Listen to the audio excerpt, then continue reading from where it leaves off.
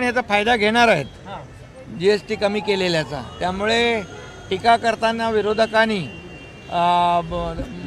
आदरणीय प्रधानमंत्री नरेंद्र मोदीजींचं अभिनंदन त्यांना करावंच लागेल।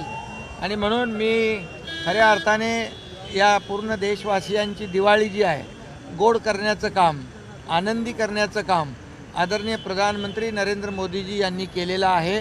त्यांचं मी मनापासून अभिनंदन करतो, त्यांना धन्यवाद देतो।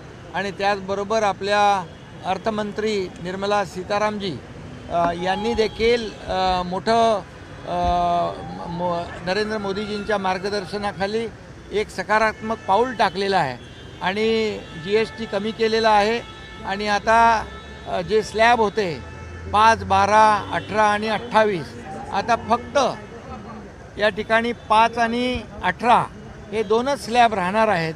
त्यामुळे या ठिकाणी अगदी विमा पॉलिसीला 0 GST केलेला आहे, जीवनावश्यक वस्तूंना 5% केलेला आहे। आणि त्याबरोबर सर्वसामान्य लोकांचे जे काही गरजा आहेत, लागणाऱ्या ज्या काही त्यांना लागणाऱ्या वस्तू आहेत यांच्यावर जीवनावश्यक वस्तू ज्या आहेत त्यांच्यावर GST कमी केलेला आहे।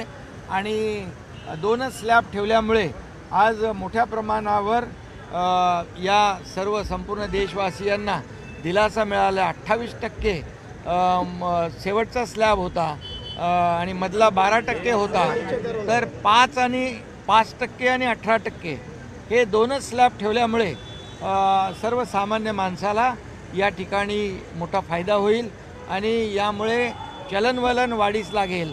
खऱ्या अर्थाने अर्थव्यवस्था जी आहे अधिक मजबूत होईल, कारण जे काही कमी केल्यामुळे सर्वसामान्य कंज्युमर जो आहे, ग्राहक आहे, त्याला फायदा झाल्यामुळे यामध्ये जे काही खरेदी करण्याचं प्रमाण आहे, जे या ठिकाणी बाजारपेठेमध्ये जे लोकांना जो फायदा होणार आहे त्याच्यामुळे अर्थव्यवस्थेला चालना मिळणार आहे। एक इकोसिस्टीम जी आहे ही मजबूत होईल आणि खऱ्या अर्थाने जे अमेरिकेचे ट्रम्प आहेत ट्रम्पने जे टेरिफ लावलेलं आहे त्याचा खऱ्या अर्थाने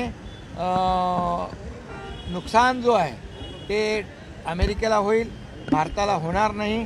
आणि भारत या ट्रम्प टेरिफमुळे आत्मनिर्भरतेकडे जातो आहे आणि भारत सक्षम होईल आणि स्वतः या ठिकाणी ट्रम्पच्या टेरिफला आदरणीय प्रधानमंत्री महोदयांनी एक चोख उत्तर दिल्याचं या GSTच्या निर्णयावरून दिसून येतं। कारण यापूर्वी देखील आदरणीय प्रधानमंत्री म्हणाले होते की या देशातले शेतकरी असतील, सर्वसामान्य माणूस असेल, याच्याबरोबर कुठलीही तडजोड या ट्रम्प टेरिफमुळे केली जाणार नाही।